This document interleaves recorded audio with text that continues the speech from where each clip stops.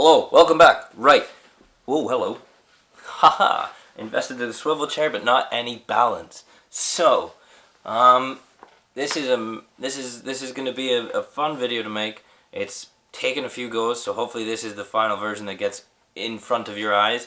I don't know what was going on with the camera there for a minute, but I persevered. So, the best advice video, the most important bits of wisdom. There's 3 that I've experienced. 2 of them are pieces of advice.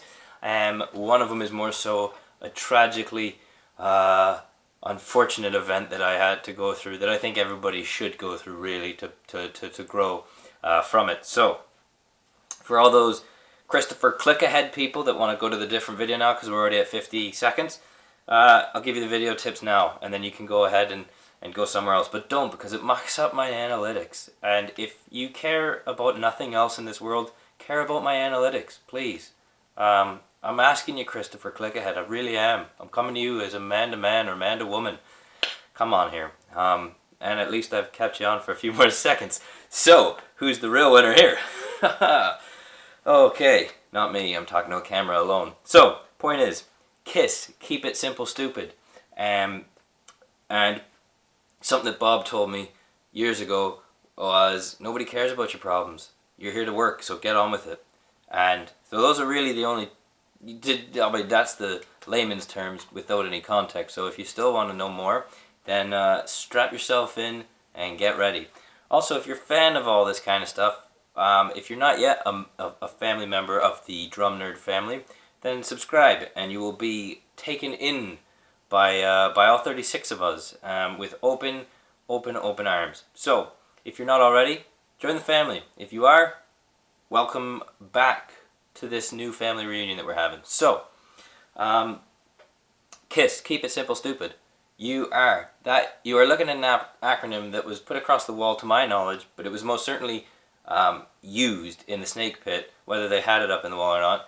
And I'll point over there actually because that's Detroit River, and the snake pit was in Detroit. So it's only a stone's throw away. And that was when they were cutting all those gospel Motown kind of records. They had the motto that they lived by, which was keep it simple, stupid. When you really do a litmus test, and I'll only say a few, but I implore you to now pause the video and go and think or go and research as many as you can find singles. And it's not so much always about making a single and, oh wow, we made loads of money and this is all. It's not about that, but this is a good way to address a very fundamental thing about drums, which is Billie Jean from Michael Jackson, We Are the Champions from Queen, Twist and Shout by the Beatles, you name it, even Stand By Me. You find a song. If you can find that outlier, put it down in the comment section because I would be very happy and humbled to learn that. I want to know if it's something that exists. But all those songs, I mean, you don't have to look at Billie Jean or most of MJ's catalog to see, you know, if he's selling 33, I think it was 33, 34 times platinum, you know, but you just look at those beats, you hear those beats, and nowhere in any of those songs are you hearing pluckety pluckety pluckety pluckety subdivide, time signature change, and pop. That ain't in there. That's not gonna cut it, is it? That's gonna get all over the vocal line. That's just gonna get everywhere. That's just messy. You don't want that. Nobody wants to hear. I mean, this kind of leads into Bob's point in a different context, but in a similar fashion. Nobody cares that you can do that. I'm sorry, and that's not to be mean, because it's impressive and it's great, and everybody who wants to do that with their drumming, that's fine. I'm not knocking that. That's not what I'm saying at all. But it's unnecessary if it's in an inappropriate setting. You go to meet the president or the prime minister, you're not going to rock up there in flip-flops and a bathing suit, you know, with a bit of straw or a cigarette hanging out of your mouth. You're going to be there with a full Windsor. You should always have a full Windsor anyways. but I'm getting off of topic here. But the point is, it's all contextual. You need to play the song, and so if there is a song that has a manic drum beat behind it, look at the Who or Rush or Tool or Biffy Clyro. These all have exceedingly complex and intricate drum parts. Absolutely, but they're there for a reason. They need to be there. You know, anything less wouldn't serve the song well enough, and anything more would detract from serving the song in its entirety. So there's a very important line that needs to be followed, and that's why, you know, live by keep it simple, stupid.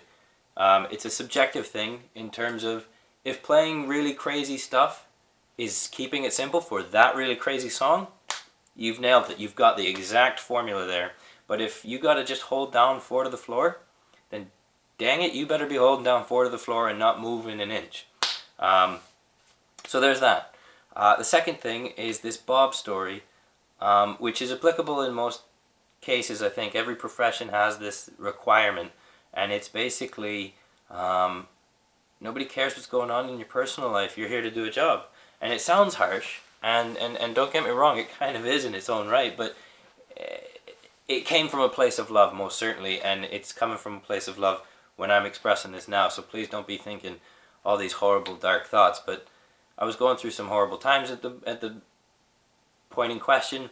You know, we all have our personal lives, and they all happen, and I sat down and I was in a funk. I wasn't doing very well at all in that lesson, and he pulled up a chair much like this, pulled up, leaned in. What's wrong, Colin? Let me know. And so it was caring. He did have, that was absolutely not his, he wasn't clickbaiting me in a sense. He wasn't trying to get something out. He was genuinely interested. That's fine. But at the end of it, he just said, Colin, I don't give a sugar honey iced tea. I don't give a sugar honey iced tea. And it kind of stunned me a little bit because I thought, well, why did I just tell you all that then? Why did you ask? And he said, I'll tell you something right now. I was doing a West End show, and the MD came back, and I wasn't having it. I was in my own funk, similar situation to you, Colin. It wasn't working. And he came back and said the same thing I've said, and just told me, nobody here gives the sugar honey iced tea. We really don't. You're here to do a job, so just get it done. What you have in there, leave it at the door. Because when you come in here, you got to perform. And I know this might sound obvious, it might sound harsh, it might sound like a whole bunch of things, but it's a really important thing, in my opinion, to live by, because if it's not in drumming, whatever industry it's in, you really do need to, or not need, because I don't really like saying you need to or you have to, but it'd be really advantageous if you could come to a point whereby you can navigate that, okay, this needs to stay here for the minute, I've got a job to do, I will reinvestigate that when I'm finished, but I don't want to let these people down. And it's hard. These things are not easy. These are struggles. These people go through these really horrible times, and it's hard to negotiate things. But that's why counseling is important. Talking to somebody that you can trust is important. You know, all these things. It's a healthy thing, and I don't think we address these things enough. And so so don't think that none of this is important or valid. It's just that when you go into these situations, they have to be done. Like I confide in my band members. They're not mine, but in the band members, I do, absolutely. But they're only keen to hear it when we're not in a situation where we have to work. We go to the rehearsal studio, we go to the recording studio, we do a gig. It doesn't come out then. It doesn't need to. But when we go out and have a band bowling night, or we go and have some beers or some food, they come over, we play poker. Those things are when that then can come. That's that time, Colin and band members. And then this time is Colin and band members recording, rehearsing. There's a difference. You need to separate. It would be good if you could separate the two. It just makes things more clear. And finally, the coup de grace, the wonderful thing that is me getting absolutely rinsed out. And again, I can only speak off my experience because I don't want to talk about somebody else's similar situation and experience because I wasn't there. And so I don't want to misquote or misrepresent. So this isn't about me, this is about the story and doing it justice in a sense. And again, it feeds off of that Bob thing because I had some stuff in my head. I wasn't feeling so great at the time at university, and I let it get in the way. And the way they structured things was you had 4 weeks. So 3 to learn a song, the 4th week you're playing that song and you're getting marked on it. And so it was Journey, Don't Stop Believing. I'll never stop remembering. That's for sure. Look at that Journey joke. Like. Hit a like button now for that. Come on, I'm telling these awful dad jokes for you guys. So I couldn't get it. It's a hard song in itself, so that was already throwing me for a loop in itself, in its own right. But then after all that was happening, there's other issues, and I was in England. I was away from home. I hadn't grasped the concept of being away from everybody that I knew. So it was a perfect storm for basically moodiness to exist and negativity, and it wasn't a good look. And so I sat there, and we were in the auditorium. We were in this big theater. There must have been 130 to 150 people. Everybody from each discipline, except for the production students. So you had bass, drums, guitar, and vocals. You had 4 different classes, and you have probably about 30 to 40 people in each, give or take. And then you had all of the professors of each of those disciplines. So there's a fairly large amount of people, and there's a big group of elite players, right? And it was one of those kind of pump the brakes, start, go, stop, go, horrible, really let it down. And it was silent when it finished.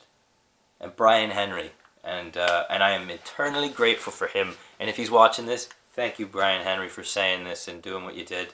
I think everybody needs to go through this at least once in their life. But this is an MD. This is a keyboard player. You're an MD. You're a beast of a player because you know everybody's part. You know the whole thing. You are the main guy. If you're the MD, you've done something really well. You're really onto something. And this guy's gone all around the world. He's played with Shaka Khan, Soul to Soul. God, he's just worked with everybody. He's a beast, right? And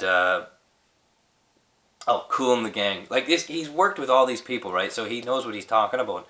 And he got up, and it was all main floor, one stage, and he walked. And it felt like he walked for a year. But and he walked and waited until if this was the vocal mic, he waited until he got in line with it. And he never looked away. He kept his eyes just fixed on me. It was really uncomfortable. And he waited until he got to the vocal mic. And he said, that was the worst performance of that song or any song I have ever heard in my life. And that went into the mic. And that went to everybody. So everybody already knew that, was thinking that, but now they've heard him say that, and it was mortifying. You know that I wanted the world to swallow me up. You know all of that. You can almost put yourself in that experience. But it was the best experience I could have ever hoped for because it's never happened since. And it never, ever, ever will happen again. So everybody, please. You don't want it to happen, but I think it's wise and beneficial to have that happen. Those are good things to have happen because it tells you exactly where you stand and you know exactly what's going on. And it's the biggest kick up the arse you can ever hope for. And it's better to have that happen in university than out on stage in front of a buttload of people or in the recording session. Okay? That's when you need to really think, oh, okay, I really should have had this happen a few years ago when it was in a sterile environment. But you gotta, if you never have it happen, hopefully it's because you're just acing things left, right, and center. But for the most part, for the majority of people, it's going to be something that happens. And when it happens, embrace it, let it happen, lean into it. It's going to be horrible, but you got to go through it. The problem you'll have is if it happens a second time. Then you're in a bad situation because you haven't learned from that previous first experience. Don't let it, if it happens once, count your blessings, and that's a great place to be. Happens anymore, you really need to evaluate things. So, this has been a long enough video. Those are my little bits of information. If you have any of your own, throw it down in the comment section. Let me know. Let's have a conversation. Like I said, this is a family. So, until next time, thank you very much, and keep your stick on the ice.